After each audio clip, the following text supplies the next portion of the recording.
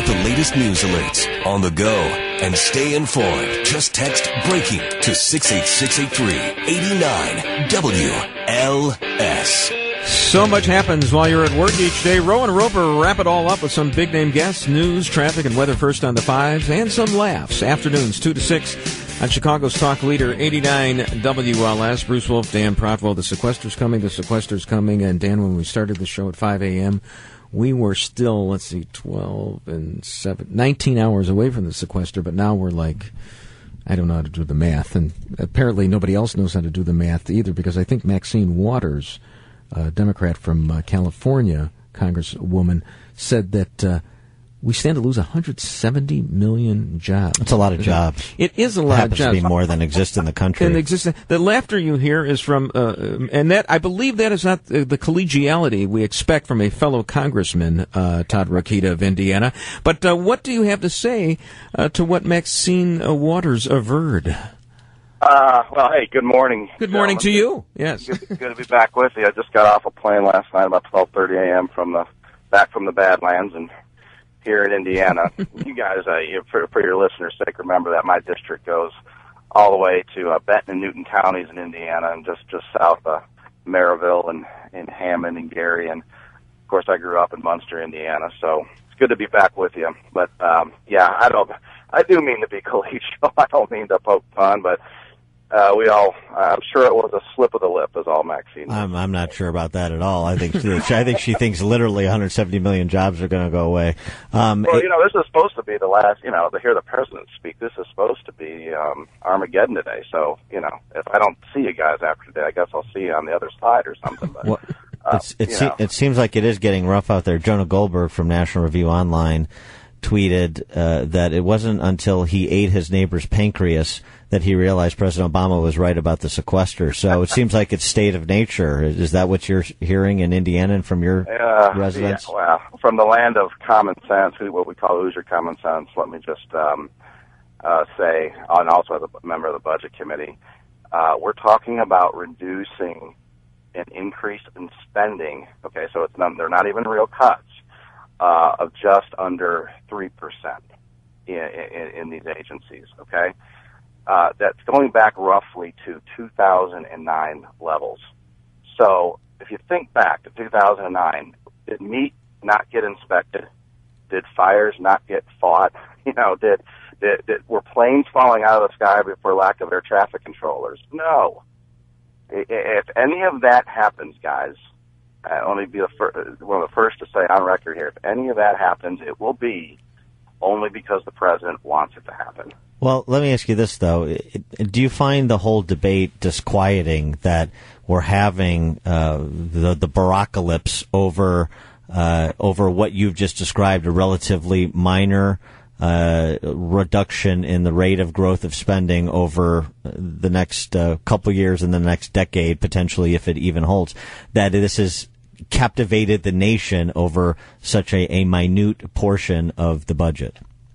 Yeah, I see an opportunity in this.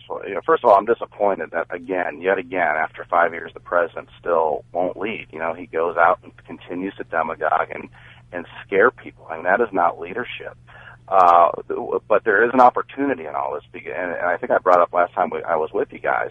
Every time we have this thing being this debate, whether it's the fiscal cliff, this sequester issue, we're going to have another debt ceiling limit be hit by around May or so.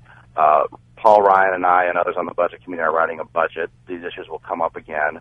And then we have a continuing resolution to try to fund the government from March 27th to September to the end of the fiscal year.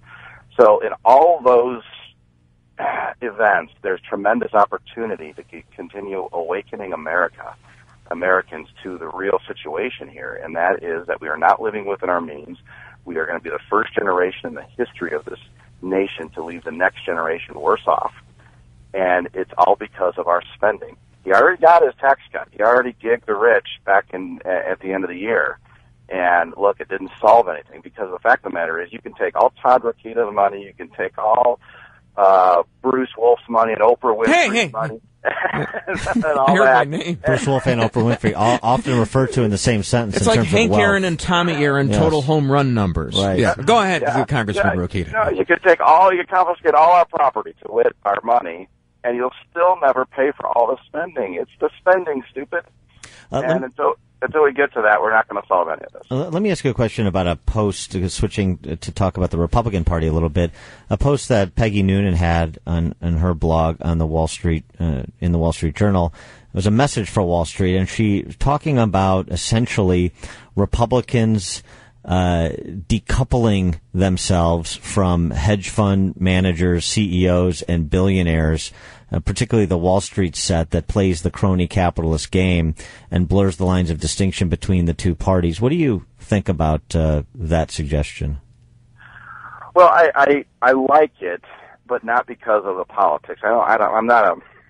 I know this is going to sound self-righteous. I don't mean to sound that way, but I'm not leaving a 5-year-old and a 3-year-old and a beautiful wife every week to go out to D.C. to play politics. I really want to solve problems and do some big things. So I don't like that idea for the politics of it, because the thinking, I think, was that these guys all vote for Obama anyway. So let's gig them.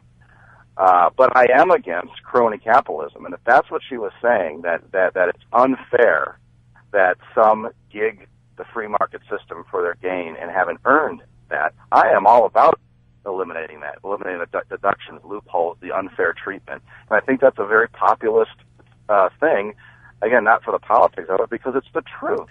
Congressman, and we should be treated unfairly under the code, so some classes of us. Congressman Rokita, we have like 10 seconds left, but just give it. It's $85 billion.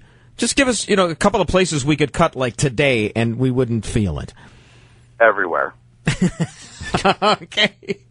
Oprah's salary, for example. Yeah. Remember what the great former governor of Indiana said, Mitch Daniels. It's amazing how much people won't miss the government that's cut. That's the biggest fear, that we won't miss it. Thank you, Congressman Rokita. We appreciate your joining us.